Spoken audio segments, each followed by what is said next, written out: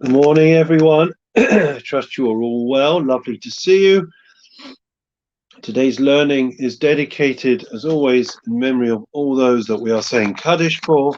In particular, we're dedicating the learning in memory of Ami Bas Aryeh, Shol ben Shlomo, Paul Kazma, Yeram Yochib ben Moshe Eliezer, Shlomo Yochib ben Moshe Eliezer, Ben Sion ben Yitzchak, Ari ben Shimon Leah Bas Faifo, Aron Mordechai ben Moshe Katna, Menashe ben Tzvi Zalman, and Ralia Bas Avram Pinchas, amongst others. Wish all the families long life.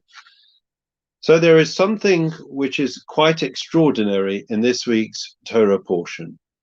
We learn of something that has repercussions and ruminations throughout the course of Jewish history. You're familiar with the story. We've mentioned it earlier in the week.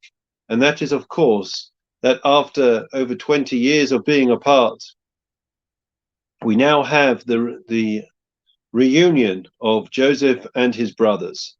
Remember, Joseph's brothers had sold him into slavery, left him for dead, and now Joseph has risen up the rank and file to become the viceroy of Egypt. And now, after they have bowed down to him, Joseph reveals his identity. The brothers admit and confess their guilt. They seem to hug, make up, kiss and make up. It's all good. And they settle in Goshen, and everything is well and good. And eventually, the brothers and Joseph pass on, and that is the end of that part of the story. Or so we think. Or so we think. Good morning, Deborah. Good morning, Andrea. Good morning, Estelle, Rachel, and Mervyn, and all those that are still joining with us. There is an extraordinary Rabbeinu Bechaya. Rabbeinu Bechaya was a great medieval commentator, and he makes a famous comment, which is as follows. Good morning, Rebecca. Sorry, lovely to see you. And the comment is as follows. You know that when it comes to Yom Kippur and the High Holy Days, one of the highlights, or shall I say the lowlights, of the service, of the liturgy, is the moving narration of the 10 martyrs. And we often in Woodside Park, we read it in English, somebody reads it aloud. I think it's sometimes Tony Bernstein, sometimes Colin Edelman. But anyways, we read aloud about Rebbe Kiva, Rabbi Hanani ben Tradion, and how they were mercilessly tortured to death. And many have wondered, and been baffled. The greatest minds, the greatest Jewish sages, the most holy and pure souls, and yet they deserved such a harsh decree that they should be killed. So Rabbeinu Bechaya says something that is exceptionally disturbing, and yet something that we will carry with us into life. He says, you know why the 10 martyrs were killed? Because of the 10 brothers of Joseph that sold him into slavery.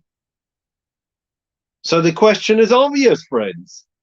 But I just said to you that at the time of the reunion, when Joseph revealed his identity, they confessed, they admitted their guilt, they broke down and cried and sobbed, "We're sorry." So if they apologized, surely forgive and make up, move on, right? How could it be that generations later, the 10 martyrs, 10 great sages, were murdered brutally by the Romans, and that was a divine decree which was ordained in lieu of the 10 brothers of Joseph that sold him into slavery? We just stated that they asked for forgiveness and Joseph forgave them. And the answer to this great conundrum, friends, is as follows. There is forgiveness and there is forgiveness. There is no question that the brothers asked for forgiveness. And there is no question that Joseph said that he forgave them. But there was still misgivings in their hearts. There was still lingering pain, sorrow, anguish, anger even, that carried down the course of the generations. You know that I think it was Winston Churchill, correct me if I'm wrong, Andrea, who famously said that holding a grudge is like poisoning your friend's, your enemy's tea and then drinking it. And therefore, where there is any type of grudge against another person, in other words, you haven't really forgiven and moved on, it still lingers. It still overshadows and overhangs the relationship. Then forevermore, you are living with that pain, with that tension, with that frustration. And I'm afraid that's what happened. It's easy to say the words, I forgive you, or will you forgive me? But it's much harder to mean it deep in the innermost chambers of one's heart.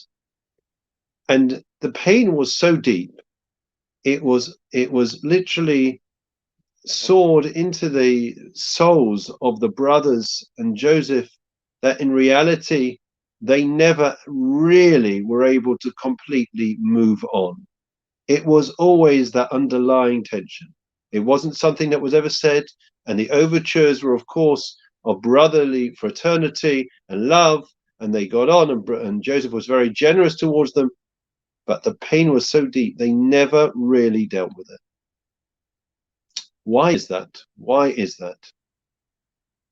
So firstly, I mean, you could state the obvious, which is, look what they did to him. They wrecked his life. He was over 20 years away from his father.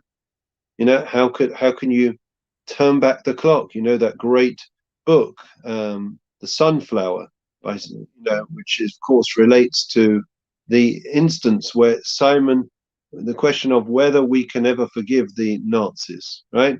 And Simon Wiesenthal found himself injured in the Second World War. I think he was, no, he was, yeah, no, I think he was unwell and he was taken to a hospital. And in the hospital, there was a Nazi. And the Nazi, you may recall, found that, heard that there was a Jew who was there, and he got the nurses to bring him in. And he told Simon Wiesenthal, I want you to forgive me for what I have done to your people. So Wiesenthal said, well, what was it?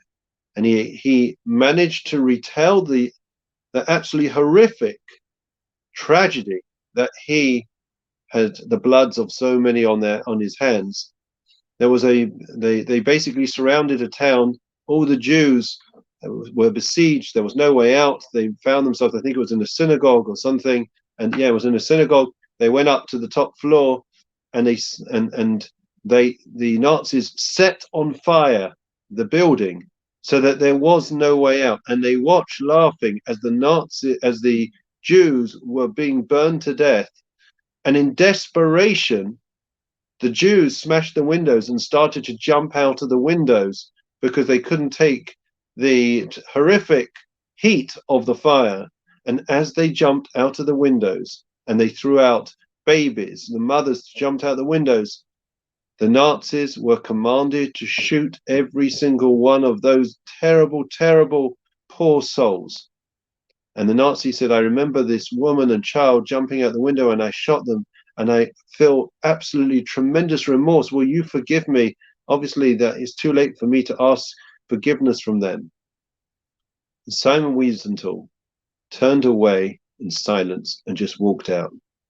How could he possibly forgive a third party for something that had nothing to do with him?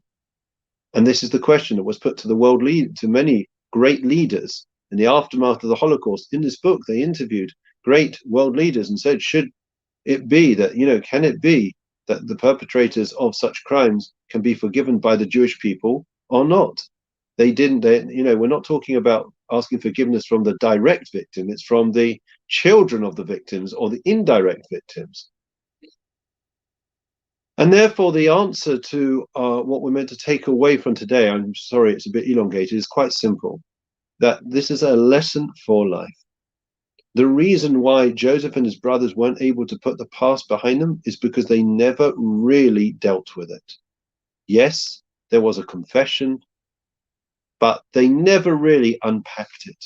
They never sat down in any type of family uh, room, like a therapy room, and sat down and really opened up and shared and bared all and said, what it meant. Joseph said what it meant to him to be left for dead by his own flesh and blood, his own brothers, and for what he'd been through for 20 years.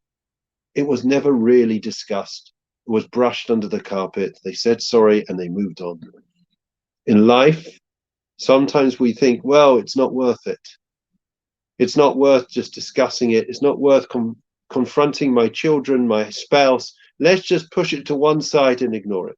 Friends, if we want to have real, meaningful relationships, the only way that we can have real connection and real intimacy is by really bearing all, is by sharing and by admitting where we have gone wrong and to hear somebody else's pain. And if we are able to do so, then I can assure you that the relationships that we have will be real, the connection will be meaningful, and please God, we will all be able to have fruitful and wonderful relationships filled with love for eternity. Wishing you all well. Have a great day. Take care.